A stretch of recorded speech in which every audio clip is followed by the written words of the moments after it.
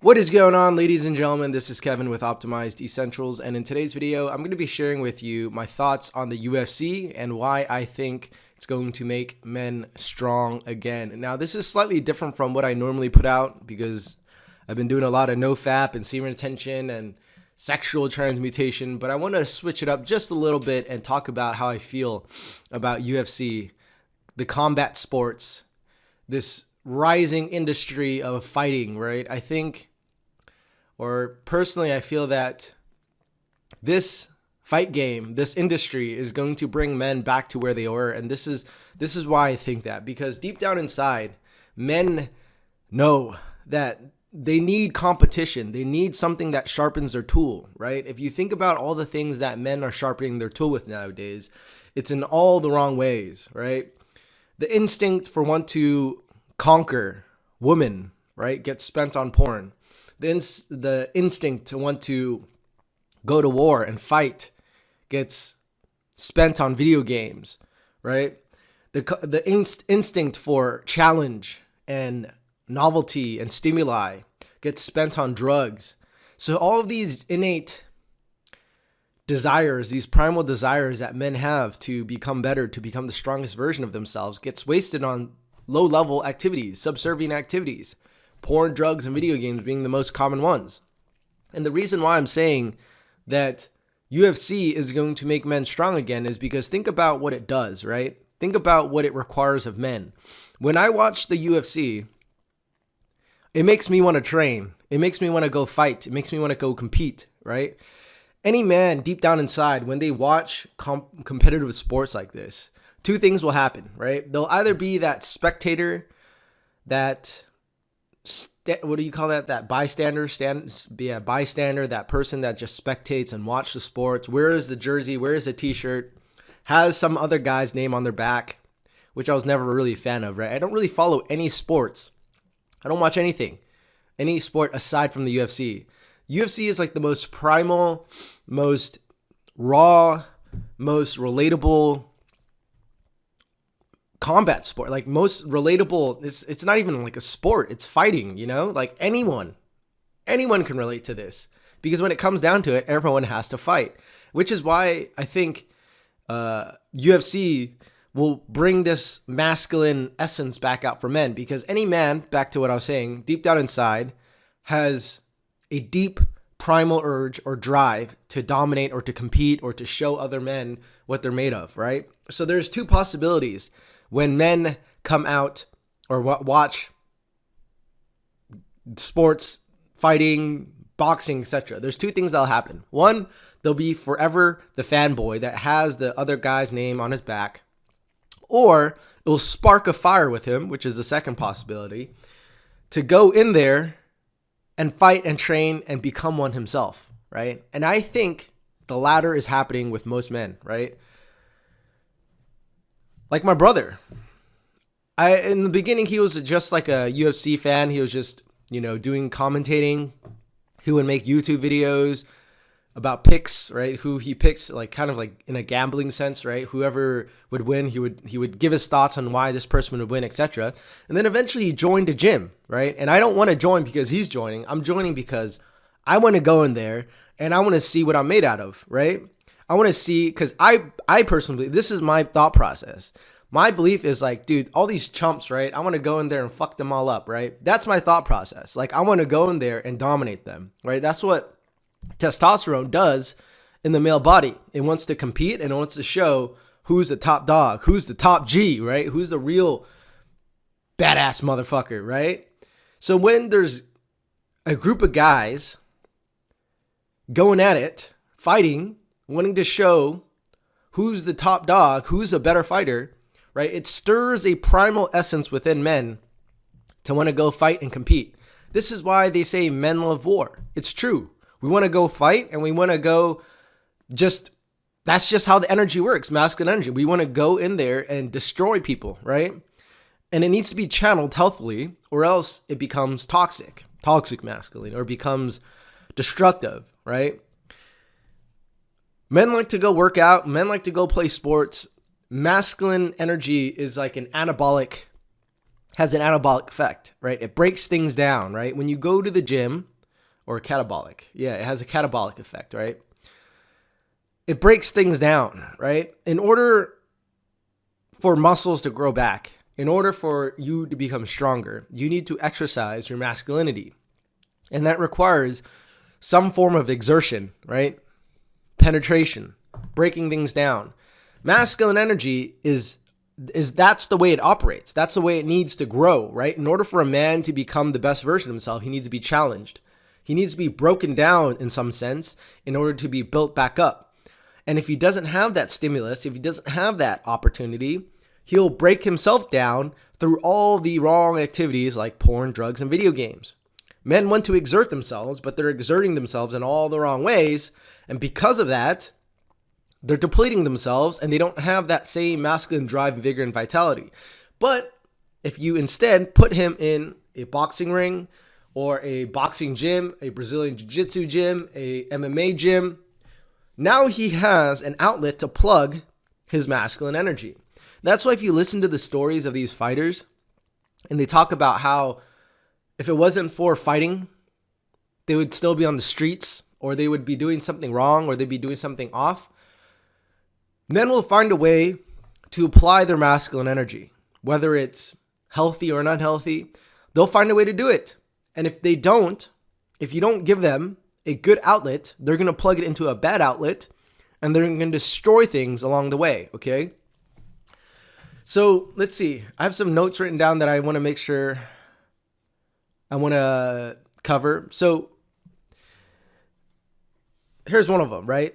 I mentioned UFC is a masculine sport. I think the reason why it's getting so popular is because a lot of people are realizing there's a lack of masculinity. And when there's a combat sport, when there's a industry that's displaying masculinity, meaning you have to become the highest version of your masculine self, or at least the best version of yourself. I mean, it doesn't have to be just masculine, right? Women are fighting too, but it's a masculine sport. Fighting is a masculine sport, right? So when there is an industry that is mirroring or showing the pinnacle of masculinity, what it should do is it should inspire men, real men deep down inside, to want to get inside the ring and do the same, right? And I think that's why Andrew Tate is so popular, because he was a 4-time kickboxing world champion. If you have Andrew Tate and you take away all of his accolades, right? If he wasn't a 4-time kickboxing champion, do you think he would have the same gravity? No, I doubt it. He would just be a talking head. But what makes him more popular, or at least makes him more attractive, or at least gives his word, like the things that he say, more validity or credibility, is that he fought, right? He's a champion. He's a warrior. And not just once, he won 4 times. Now, is it against a bunch of Joe Schmoes? Maybe, probably. But he has some credibility behind him because he won a world championship, not just once, but 4 times, right? So that instantly gives him a boost in status, right? He can call himself the top G without anyone knowing who he was in the past, because simply the fact that he won, right? And was a world champion, right? But the reason why he's so popular is because he's a kickboxer and he's advocating for men to train. So when he's posting training videos of him fighting, boxing, right? There's going to be a group of men who see where they are in terms of their physical statue, right? Their physical status. And they'll see the gap between themselves and the person that they're watching. Meaning, this could even be weightlifting, right? I used to watch these people, these aesthetic bodybuilders, and they would inspire me to want to get 6-packs. And now I have them, right? So when a man sees another man who is exercising his masculinity to the highest degree, it's like within him, innate nature, to want to go and fight and become like that man that he sees. It works on the other end of the spectrum for women. If a woman sees another woman who radiates more feminine energy, she's going to want to be inspired and do the things that she does so that she can become as feminine, as goddess-like as she could be, right? When a knight sees a warrior, or what is that? No, knight. The guy that before he becomes a knight, you guys know what I'm talking about. The knight has like a little escort, not an escort.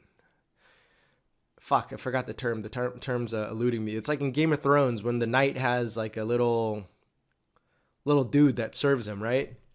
It's like leveling up, right? When they see the knight training on the battlefield, men cannot help but want to mirror that, exemplify that, right? And the more men that are doing it, the more men that are going to want to do it. And then in order for there to be a top tier, like rankings of men have to show up and become the best version of themselves, right? So the more people that join UFC or join the boxing gyms or MMA gym, the more competitive it becomes. In order to succeed, right, you're going to have to dedicate and train, okay? Like I could show up at the gym because I have such confidence in myself, thinking that I will beat out all these noobs, right? Even though I'm a noob myself, right? Because I have that mental fortitude, that confidence. Oh, I'm going to go in there and fuck everyone up because I believe that I have good control over my body and I know how to use my body, right? I believe that I'll have really good footwork. I believe that I have really good technique. So I'll have an advantage. I might not be the best fighter right off the bat, but I feel like I'd be natural. I feel like I'd go in there and I would learn very quickly and I would climb to the top very quick because I've been using my body for over 10, 12, 13, 14, 15 years. So when I have this mindset going in, right, I'm probably potentially am going to beat out a lot of the people. But the more people that see this, and it's a snowball effect, the more people are going to want to join. So there's going to be other guys out there who have this same mindset and they're going to want to come in and they're going to want to compete. They're going to want to dominate other guys. They're going to want to show who's a better fighter. And that's just the nature of masculinity. But in order for that man or the men inside of the gyms to really prove themselves, they have to dedicate themselves and train and sacrifice and become, or in order for them to become the best fighter, the best version of themselves. And then they have a choice. They realize, in order for me to become the best version of themselves, I have to make a sacrifice. I can no longer play video games because that's a fake form of war. That's a fake form of training. I can no longer watch a bunch of porn because I realize when I'm busting my nut, it makes me weaker, right? I can no longer drink, smoke pot, do drugs on the weekend because when I get in the ring or when I get into the gym the next day, I can't perform. And as a result, if I'm fighting, if I'm training, if I'm competing at the highest level and I lose, then I correlate that to the times I was not disciplined. So when men start to realize that if they want to become the sharpest, quickest, fastest, best version of themselves, they need to give up certain activities. They need to sacrifice. Do you see how this will make them strong again, right? Men need something to dedicate and commit themselves to. If they don't have that, they're going to use a bunch of lower level activities to do so. Again, porn, drugs, and video games being the most common ones. So instead, if you plug the man's masculine energy into fighting, boxing, MMA, jiu-jitsu, whatever, right? MMA, yeah, we just said that already. And you give him a healthy outlet, now he has a better channel, a better avenue, a better way to discipline himself, to sharpen his tool, to evolve himself, right? Look at Jake Paul, for example. He was this young YouTuber, bratty guy, like, this immature, kid online.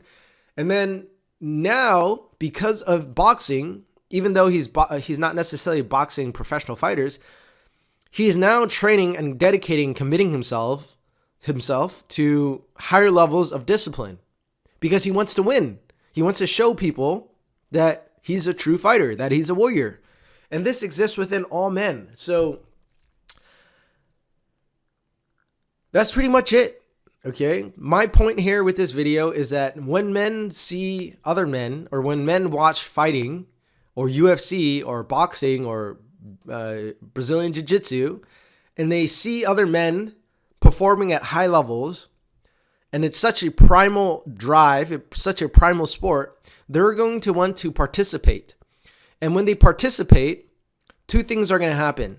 They're either going to find out they suck, and then they're gonna find ways to sacrifice and train or get better, or they're gonna find out they're pretty good. And if they're pretty good, they're still gonna want to train and get better to become the best. So either way, it's a win-win situation. And it's what men need nowadays. UFC is a reflection of masculinity, and it's what we're lacking, and it's what I believe will help men become great again. We need to bring back fighting. We need to bring back high levels of competition, and that's exactly what's going on right now, and that's all. So I hope you guys enjoyed this video. If you did, click the like button, subscribe to the channel, drop some comments down below if you want to see more or to help boost the algorithm, and I'll see you in the next one. Peace.